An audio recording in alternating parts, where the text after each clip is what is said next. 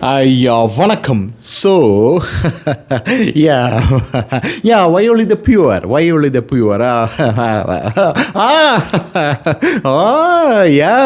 Perfect. എന്നൊക്കെ പറഞ്ഞുകൊണ്ടിരിക്കുന്നത് നമ്മുടെ എ റഹീം എം പി. അതായത് എ റഹീം എം പി നമുക്കറിയാം, അദ്ദേഹത്തിന് PhD ഉണ്ട്. അദ്ദേഹം ഭയങ്കര ഒരു തത്വചിന്തയിൽ അദ്ദേഹം അഗ്രഗണ്യനാണ്. പ്രത്യേകിച്ച് കമ്മി തത്വചിന്തയിൽ, അതും ഇംഗ്ലീഷിൽ കമ്മി തത്വചിന്ത പറയുന്നതിൽ അദ്ദേഹം അഗ്രഗണ്യനാണ്. അതിനു മുമ്പേ അത്തരത്തിൽ അഗ്രഗണ്യരായിട്ടുള്ള വ്യക്തിയെ ഞാൻ കണ്ടിട്ടുള്ളത് ഇംഗ്ലീഷിൽ പറയുന്നത് നമ്മുടെ ചിന്ത ചേച്ചിയെ മാത്രമേ ഉള്ളൂ. Politics is the art of changing of the currently impossible to the possible of the tomorrow എന്നാണ് നമ്മുടെ ചിന്ത ചേച്ചി പല വേദികളിലും പോയിരുന്ന് പറയുന്നത് നമ്മൾ കണ്ടിട്ടുള്ളത്. അതേ വേദിയിൽ തന്നെ നമ്മുടെ പഴയ മന്ത്രിയായിട്ടുള്ള ബിന്ദു പറഞ്ഞുകൊണ്ടിരുന്നത് I carry my house on my head, അങ്ങനെയാണ് പറഞ്ഞുകൊണ്ടിരുന്നത്. അപ്പോൾ ഇങ്ങനെയുള്ള പല പല പല പല സംഭവങ്ങളിൽ നിന്നും ഇവർക്ക് വലിയ രീതിയിലുള്ള ട്രോളുകൾ വരാൻ തുടങ്ങിയിട്ടുണ്ട്. അങ്ങനെ ട്രോളുകൾ വന്നപ്പോൾ ഇവർ വന്ന് പറയുന്നത് സംഭവം മറ്റേ സെറ്റപ്പാണല്ലോ, ഏത് മാനവികത, മനുഷ്യത്വം. അദ്ദേഹം അവിടെ പോയത് തന്നെ മാനവികതയോടുള്ള ഒരു സമീപനമാണ്, അല്ലെങ്കിൽ മാനവികതയെ അങ്ങേയറ്റം ഉയർത്തുന്ന ഒരു നടപടിയാണ്. വസ്തുനിഷ്ഠ ഘടകത്തിൻ്റെ ആത്മനിഷ്ഠ ഘടകം പരിശോധിക്കുമ്പോൾ ആ ഒരു സംഭവം ആത്മനിഷ്ഠ ഘടകത്തിൽ നിന്ന് വസ്തുനിഷ്ഠ ഘടകത്തിലേക്ക് നീങ്ങുന്നതായും, അങ്ങനെ എല്ലാവരെയും കെട്ടിപ്പിടിക്കുക എന്നുള്ളത് മുതലാളിത്തത്തിനോടുള്ള വലിയ രീതിയിലുള്ള സമരസപ്പെടലല്ല എന്നുള്ള ഒരു തരത്തിലേക്ക് മാറും എന്നുള്ളതാണ് ഇവരുടെ ഒരു സെറ്റപ്പ് എന്ന് പറയുന്നത്. പക്ഷേ ഇന്ത്യൻ പ്രധാനമന്ത്രി നരേന്ദ്രമോദി എവിടെയെങ്കിലും പ്രോംപ്റ്റർ വെച്ചൊരു വീഡിയോ വായിക്കുന്നത് കണ്ടാൽ നരേന്ദ്രമോദിക്ക് ഇംഗ്ലീഷ് അറിഞ്ഞുകൂടാ, ഇയാൾ പഠിച്ചിട്ടില്ല, ഇയാൾക്ക് സർട്ടിഫിക്കറ്റ് ഇല്ല, ഇയാൾ എവിടെ നിന്ന് വരുന്നു എന്നൊക്കെ പറഞ്ഞുള്ള വലിയ രീതിയിലുള്ള വിദ്വേഷങ്ങൾ ഇന്ത്യൻ പ്രധാനമന്ത്രി നരേന്ദ്രമോദിക്കെതിരെ നമുക്ക് കാണാനായിട്ട് സാധിക്കുമായിരുന്നു. കഴിഞ്ഞ ദിവസം നമ്മുടെ എ റഹീം എം പി, അല്ലെങ്കിൽ നമ്മുടെ AA റഹീം എം പി CJPയുടെ പ്രൊട്ടസ്റ്റ് നടക്കുന്ന ആ ഒരു ജന്തർ മന്ദറിൻ്റെ വേദിയിലെത്തി. 4-3-7 പേരേ ഉള്ളൂ. അവിടെ പട്ടി വെറ്റി കിടക്കുകയാണ് എന്നാണ് അറിയാനായിട്ട് സാധിച്ചത്. ആ വേദിയിലേക്ക് അദ്ദേഹം നടന്ന് കയറുകയാണ്. അദ്ദേഹം നടന്ന് കയറിയ ശേഷം അദ്ദേഹം ഇംഗ്ലീഷിൽ ഒരു പ്രസംഗം കാച്ചുന്നതാണ് നമുക്ക് കാണാനായിട്ട് സാധിച്ചത്. തരക്കേട് പറയില്ലല്ലോ, നമുക്കിത് ട്രോളാനൊന്നുമില്ല. അദ്ദേഹം കാണാതെ പഠിച്ചതാണെങ്കിലും ഓർത്തെടുത്ത് നിർത്തി വളരെ പതുക്കെ സാവധാനം അദ്ദേഹം ഗ്രാമർ ഒക്കെ ഒപ്പിച്ച് പറയുന്നത്. ഞാൻ എവിടെയൊക്കെ ചെറിയ മിസ്റ്റേക്ക് ഉണ്ട്, അതൊക്കെ നമുക്ക് വിട്ടുകളയാം. കാരണം ഒന്നുമില്ലായ്മയിൽ നിന്നും അദ്ദേഹം ഉയർന്നു വന്ന് ഇതുവരെ എത്തിപ്പിടിച്ചു എന്നുള്ളതാണ് അദ്ദേഹത്തിൻ്റെ വലിയ രീതിയിലുള്ളൊരു കഴിവായിട്ട് ഞാൻ കാണുന്നത്. സോ ഇതിൽ നിന്നൊക്കെ അദ്ദേഹം മാറിയിട്ട് the CJP is protesting for the resignation of the Dharmendra Pradhan എന്നൊക്കെ പറയാനുള്ളൊരു ബുദ്ധി ആ മനുഷ്യന് വന്നല്ലോ. അപ്പം നമ്മൾ അതിനെ കൂടുതൽ അഭിനന്ദിക്കുകയാണ് ചെയ്യേണ്ടത് എന്നുള്ളതാണ് പ്രധാനപ്പെട്ട ഒരു കാര്യം. വേണമെങ്കിൽ ആ വീഡിയോ നമുക്കൊന്ന് കണ്ടിട്ട് വരാം. First, I would like to express my concern about the health condition of Sonam Wangchuk. So, I would like to also put the Union government come here and listen to him and take care of his health. And Abhijit Didke is here, and his friends are here. The country is looking to you. So, once again, I would like to extend my solidarity on behalf of Democratic Federation of India. Abhijit and his friends sailing against the wind. Since 1980, Democratic Federation of India, my organization, sailing against the wind. They are fighting against the injustice, the government-sponsored injustice in India. What is happening in our country? More than 20 students were forced to take their own lives. NEET victims, the number of NEET victims are increasing. Who is liable? Who is responsible? Dharmendra Pradhan is responsible. Entire country is asking his resignation without further delay. I would like to ask to Dharmendra Pradhan, without further delay, must resign immediately. See, I would like to flag the plight of Indian youths and job aspirants. You kindly to look at the data of the recruitment of Staff Selection Commission. the recruitment to staff selection commission. അപ്പോൾ അദ്ദേഹം metre പിടിച്ച് കാര്യങ്ങൾ പറയുന്നുണ്ട്. കഴിഞ്ഞ ദിവസം അദ്ദേഹത്തിൻ്റെ ANAയിൽ അദ്ദേഹത്തിൻ്റെ ഒരു വീഡിയോ വന്നിരുന്നു. ANAയുടെ റിപ്പോർട്ടർ ഇവിടെയാണ് മൈക്ക് വെച്ചുകൊണ്ടിരിക്കുന്നതെങ്കിൽ അദ്ദേഹം ആക്ച്വലി എന്നൊക്കെ പറഞ്ഞ് ഇങ്ങനെ നോക്കി, അതായത് നോക്കി വായിക്കുകയാണ് ചെയ്യുന്നത്. അത് വേറൊരു പ്രധാനപ്പെട്ട കാര്യമാണ്. പക്ഷേ അദ്ദേഹത്തിന് ഭാഷാ പരിമിതി ഉണ്ടല്ലോ. വേറെ ആർക്കെങ്കിലും ഭാഷാ പരിമിതി ഉണ്ടെങ്കിൽ ഇവന്മാരൊക്കെ എടുത്തിട്ട് ട്രോളും കളിയാക്കും. പക്ഷേ ഇവർക്ക് നേരെ പല കാര്യങ്ങളും വരുമ്പോൾ മാത്രമാണ് യഥാർത്ഥത്തിൽ ഇവർക്ക് മാനവികത ഉണരുന്നത്. അതായത് ഇവരുടെ സ്ത്രീകൾക്കെതിരെ വരുമ്പോഴാണ് അത് പീഡനമായിട്ട് ഇവർ കണക്കാക്കുകയുള്ളൂ. ബാക്കിയുള്ള സ്ത്രീകളെയൊക്കെ ആരെങ്കിലും പീഡിപ്പിച്ചാൽ ഇവർ മറ്റേ തീവ്രത അളക്കാനുള്ള തൊട്ടിയും കപ്പിയും കയറൊക്കെ ആയിട്ട് ഇവന്മാർ ഇറങ്ങും. അത് വേറൊരു കാര്യമാണ്. അതൊന്നും നമുക്ക് എടുക്കണ്ട. എന്തായിരുന്നാലും നമ്മുടെ CJPയുടെ പ്രൊട്ടസ്റ്റിലേക്ക് കാര്യങ്ങൾ നമ്മുടെ A. റഹീം MP അവിടെ വന്ന് നിൽക്കുകയാണ്. നന്ന് വലിയൊരു പ്രസംഗം അദ്ദേഹം ഇങ്ങനെ കാച്ചുകയാണ്. കെട്ടിപ്പിടിക്കുന്നു, ഉമ്മ കൊടുക്കുന്നു, അവസാനം സോഷ്യൽ മീഡിയയിൽ 2 പടം ഇടുന്നു, ഇറങ്ങി വരുന്നു. ഇതാണ് അദ്ദേഹത്തിൻ്റെ പരിപാടി എന്ന് പറയുന്നത്. ഇനി CJP എന്ന് പറയുന്ന പാർട്ടി, അതായത് കോക്രോച്ച് ജനതാ പാർട്ടി, ഈ പാർട്ടിയുടെ ഗതി എന്താണ് ഇപ്പോൾ എന്ന് ചോദിച്ചു കഴിഞ്ഞാൽ 39-40 ഡിഗ്രി ചൂടിലിരുന്ന് ആസനം പൊള്ളി കീറി അങ്ങനെ ഒരു സാഹചര്യത്തിലാണ് സത്യം പറഞ്ഞാൽ CJP എന്ന് പറയുന്ന പാർട്ടി ഇപ്പം നിൽക്കുന്നത്. നമുക്കറിയാം, അഭിജിത്ത് ദീപ്കെ വിമാനത്താവളത്തിൽ വന്നിറങ്ങിയപ്പോൾ അദ്ദേഹം വിചാരിച്ചത് പോലീസ് എന്നെ അറസ്റ്റ് ചെയ്യുമായിരുന്നു. പക്ഷേ അവ സർപ്രൈസ്ഡ് എന്നാണ് അഭിജിത്ത് ദീപ്കെ എന്നെ തുറന്ന് പറഞ്ഞത്. കാരണം എന്താണ്? എന്നെ അറസ്റ്റ് ചെയ്തില്ല. കാരണം അറസ്റ്റ് ചെയ്തെങ്കിൽ വേറൊരു വിദ്യ ഉണ്ടായിരുന്നു. ഇതാ നമ്മുടെ വലിയ ലീഡറിനെ അറസ്റ്റ് ചെയ്തുകൊണ്ട് പോയി എല്ലാവരെയും സംഘടിക്കൂ എന്ന് പറഞ്ഞ് എല്ലാവരെയും തെരുവിലിറക്കാനുള്ള ഒരു സാഹചര്യം ഉണ്ടാക്കാമായിരുന്നു. പക്ഷേ അത് നടന്നില്ല. പോലീസ് എന്ത് ചെയ്തു? 39 ഡിഗ്രി ചൂടിൽ അവനെ കൊണ്ട് നിർത്തി. അവിടെ നില്ലെന്ന് പറഞ്ഞു, നിർത്തിയില്ല, ഇരി എന്ന് പറഞ്ഞു. അതായത് ആ ഉരുവണ ചൂടിലുള്ള ആ ടാറിൽ ഇരുത്തി അവനെ ഉരുട്ടിയെടുത്തു. ഒരു തുള്ളി രക്തം ചിന്താതെ അവൻ അവിടെ കിടന്ന് ഉരുണ്ട് പെരണ്ട്. കാരണം USA AC എന്ന് വരികയാണല്ലോ. അങ്ങനെ AC എന്ന് വന്ന ഇവൻ എന്ത് ചെയ്തു? ഓടിച്ചെന്ന് കാറിനകത്ത് കയറി കഴിഞ്ഞ ശേഷം ഇവൻ എന്താണ് ചെയ്തത്?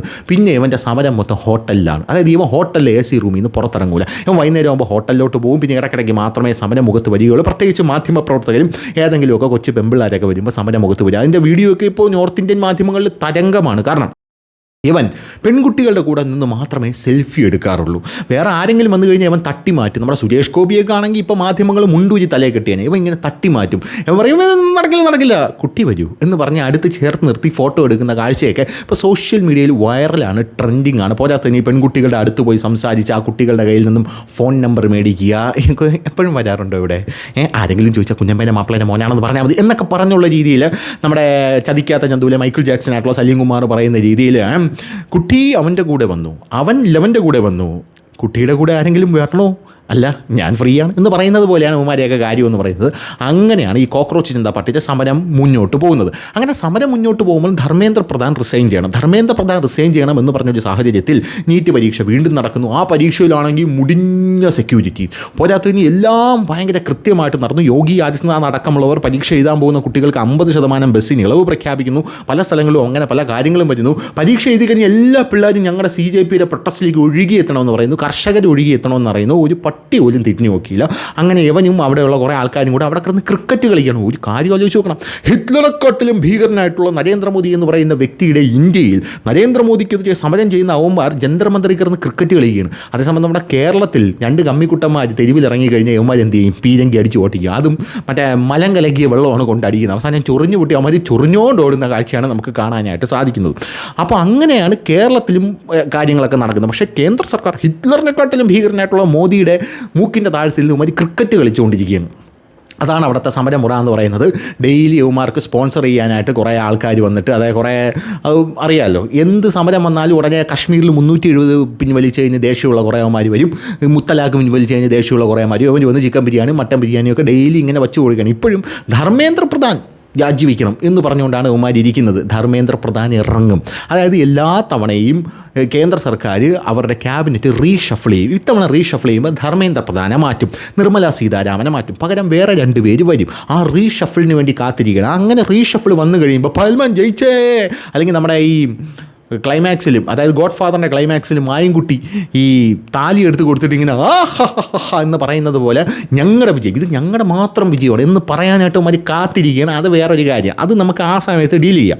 അപ്പോൾ അങ്ങനെയാണ് കാര്യങ്ങൾ മുന്നോട്ട് പോകുന്നത്. ധർമ്മേന്ദ്ര പ്രധാൻ റിസൈൻ ചെയ്യണം. പക്ഷേ കാര്യങ്ങളൊന്നും അങ്ങോട്ട് നടക്കുന്നില്ല. പോലീസ് അറ്റ്ലീസ്റ്റ് ഒരു കൊച്ചു പീരങ്കിയെങ്കിലും കൊണ്ടുവന്ന് എൻ്റെ നെഞ്ചത്തോട്ട് 2 ഉണ്ടെങ്കിലും വച്ചിരുന്നെങ്കിൽ കുറച്ചുകൂടി ഒരു ഗുമ്മ് കിട്ടിയാണ്. അതിൻ്റെ ഇടയിൽ അടിക്കാനുള്ളവരൊക്കെ ഒന്ന് അടിച്ചിട്ട് പോയി കരണക്കുറ്റി കാരണം പൊളക്ക 2 അടി കൊടുത്തിട്ട് അവിടെ എന്താണ് ഇവൻ്റെ മാല ഇടാനെന്ന് വന്നാൽ നേരത്തെ കെജ്രിവാളിനും കിട്ടിയിട്ടുണ്ടത്. അതുകൊണ്ട് ഇത് ഇവിടെ പാരമ്പര്യമായിട്ടുള്ളൊരു കാര്യമാണ്. അങ്ങനെ അടിയൊക്കെ കിട്ടി മുണ്ടും പറഞ്ഞ് തുണിയും പറഞ്ഞ് അവൻ പോകുന്ന കാഴ്ചയൊക്കെ നമ്മൾ കണ്ടതാണ്. ഇപ്പോൾ അതിനിടയിൽ സോനം വാങ്ചുക്ക് കയറി വന്നു. സോനം വാങ്ചുക്ക് നമുക്കറിയാമല്ലോ, ലഡാക്കിൽ ജൻസി പിള്ളേരെ തെരുവിലിറക്കി കലാപം നടത്തിയതിന് കേന്ദ്ര സർക്കാർ പിടിച്ചകത്തിട്ട് പോലത്തന്നെയാണ്, ഒരു വേട്ടാവളിയാണ് സോനം വാങ്ചുക്ക്. അവൻ മന്ദം നടന്നു വരികയാണ്. നടന്നു വന്നപ്പോൾ ആ സമയത്ത് ഞാൻ ഹങ്കർ സ്ട്രൈക്ക് തുടങ്ങാൻ പോവുകയാണ്, അതായത് ഒന്നും കഴിക്കാതെ നിരാഹാര സമരം തുടങ്ങാൻ പോകണമെന്ന് അഭിജിത്ത് ദീപ് കെ പ്രഖ്യാപിച്ചപ്പോഴാണ് സോനം വാങ്ചുക്ക് വരുന്നത്. ഇവൻ നല്ലൊരു ഉണക്കത്തെങ്ങാണ്, ഇവനെ കുത്തിയിടാന്ന് പറഞ്ഞ് സോനം വാങ്ചുക്കിനെ പിടിച്ചെന്ത് ചെയ്തു, നിരാഹാര സമരത്തിന് അവിടെ ഇരുത്തിയ ശേഷം കേന്ദ്ര സർക്കാർ തിരിഞ്ഞു നോക്കുന്നില്ല എന്നുള്ളതാണ്. എന്തായാലും സോനം വാങ്ചുക്കിന് എനിക്ക് അഡ്വാൻസ് ആദരാഞ്ജലികൾ നേരാൻ മാത്രമേ സാധിക്കുകയുള്ളൂ എന്ന് ഞാൻ പറയുന്നു.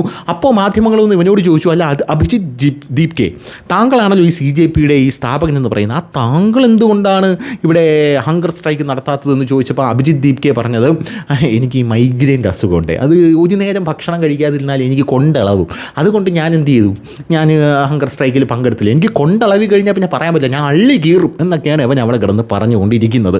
അത് കഴിഞ്ഞ ശേഷം ഇപ്പോൾ സോനം വാങ്ചുക്ക് അവിടെ ഹങ്കർ സ്ട്രൈക്ക് നടത്തുകയാണ്. അവശത അനുഭവിച്ച് ഇങ്ങനെ സോനം വാങ്ചുക്ക് കിടക്കുകയാണ്. പക്ഷേ എനിക്ക് മനസ്സിലാവാതെ ഇവ 3 നേരം കക്കൂസി പോകുന്നുണ്ട്. ഇവനെ താങ്ങിയെടുത്തുകൊണ്ട് കക്കൂസി കൊണ്ടുപോയിട്ട് ഇതിൽ കഴിക്കാത്ത ഒരുത്തൻ എന്തിനാണ് കക്കൂസി പോകുന്നത് എന്ന് എനിക്ക് മനസ്സിലാക്കാനായിട്ട് സാധിക്കുന്നില്ല.